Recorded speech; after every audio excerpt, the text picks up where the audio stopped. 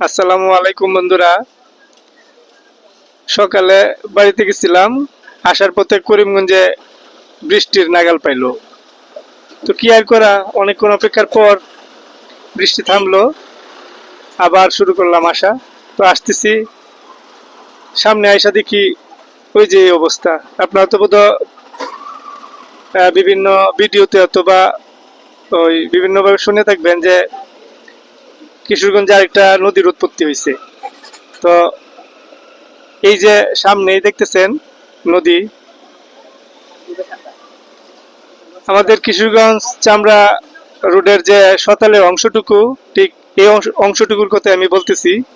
এই যে নদী, বিভিন্ন যানবাহন পারাপার হইতেছে, আমরাও আমরাও পার হব।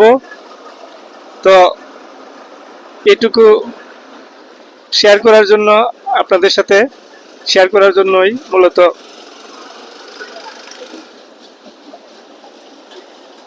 এই যে অনেকেই পার হইতেছে। তো তো এই আর কি অবস্থা, আমরাও নদীটা পার হওয়ার চেষ্টা করতেছি নৌকা দিয়া।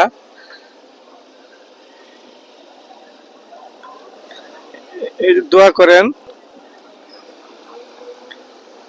আল্লাহর নামে চেষ্টা করতেছি পার হওয়ার জন্য। তো বৃষ্টি হইলে এরকম, সকালেও এই রুটে বাড়িতে যাওয়ার পথে এই রুটে গেছি, মোটামুটি বৃষ্টি না থাকলে চলাচলের যোগ্য থাকে। এই রুট দিয়ে গেছি, কোনো সমস্যা নাই।